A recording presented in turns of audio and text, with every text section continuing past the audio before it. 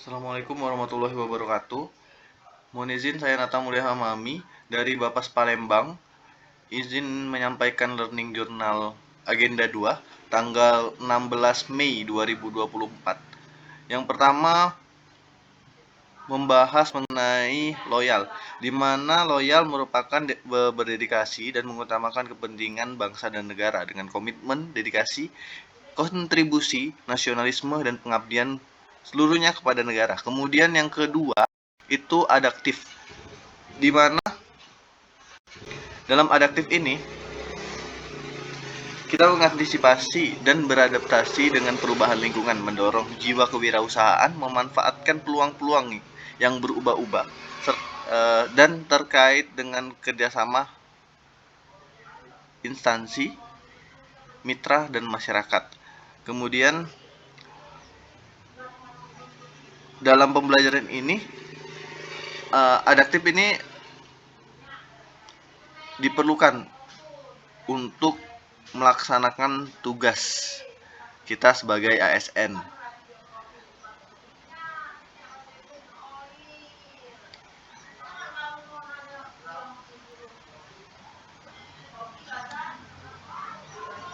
Adaptif itu diambil dari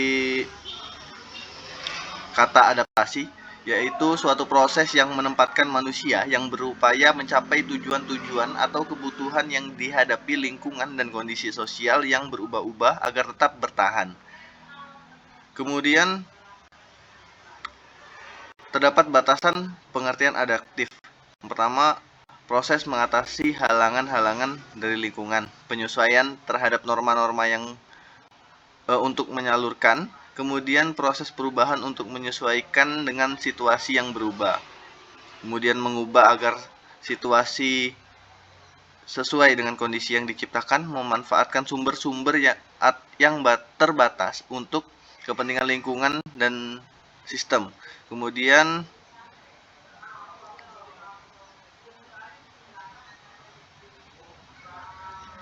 penyesuaian budaya dan aspek lainnya sebagai seleksi.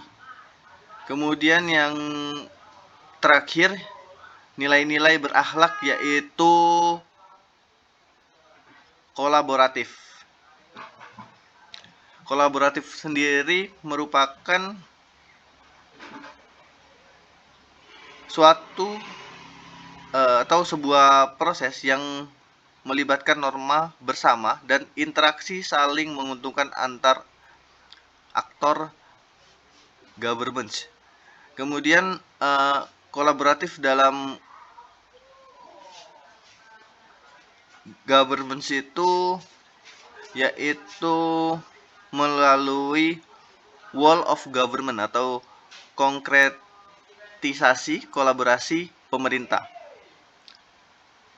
Wall of Government atau WOG merupakan sebuah pendekatan penyelenggaraan pemerintahan yang menyatukan upaya-upaya kolaboratif pemerintahan dari keseluruhan sektor dalam ruang lingkup koordinasi yang lebih luas guna mencapai tujuan-tujuan pembangunan kebijakan. Kemudian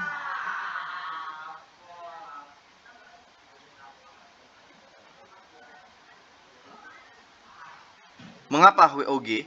Karena adanya faktor-faktor eksternal seperti dorongan publik dalam mewujudkan integrasi kebijakan, program pembangunan, dan pelayanan agar tercipta penyelenggaraan pemerintahan yang lebih baik. Kemudian faktor-faktor internal dengan adanya fenomena ketimpangan kapasitas sektorial sebagai akibat dari adanya nuansa kompetensi antar sektor dalam pembangunan.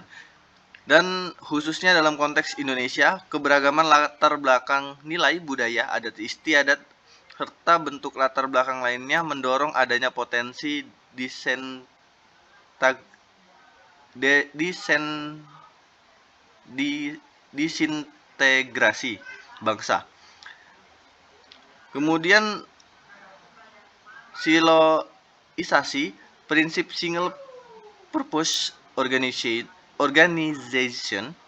dengan banyak spesialisasi serta peran dan fungsi non-overlapping, mendorong fragmentasi kewenangan terpusat di sektor, kurangnya kerjasama koordinasi yang menyebabkan efektivitas dan efisiensi. Kemudian devolusi struktural, desentralisasi, penyerahan kewenangan dari pusat ke daerah yang berlebihan, dan persepsi mengenai dunia yang semakin tidak aman dan berbahaya, isu terorisme, radikalisme, perubahan iklim, dan lain-lain.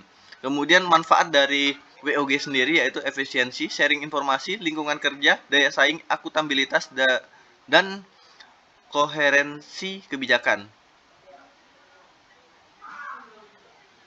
Kemudian terdapat keuntungan dari WOG yaitu berfokus pada outcome yang tidak dapat dicapai oleh sektoral secara masing-masing. Kemudian implementasi kebijakan tidak hanya melibatkan satu instansi, tapi lintas instansi. Kemudian WOG membuat pemerintah lebih mampu menangani tantangan kebijakan yang kompleks, dan WOG mendorong pencegahan terhadap masalah yang mungkin berkembang lebih jauh. Bentuk dari WOG sendiri yaitu Integrative Service Delivery atau ISD, atau proses penyatuan pemberian layanan kepada publik. Kemudian yang kedua yaitu koordinasi dan kolaborasi. Pemerintah horizontal yang berkoordinasi dan kolaborasi dalam mencapai tujuan bersama. Kemudian yang ketiga, integrating and rebalancing governments, di mana kontrol politik dan otonomi administrasi seperti di Inggris. Kemudian yang terakhir, culture change, di mana konsep-konsep social glue atau perekat budaya organisasi. Demikian learning journal pada hari ini. Apabila ada kesalahan saya mohon maaf. Wassalamualaikum warahmatullahi wabarakatuh.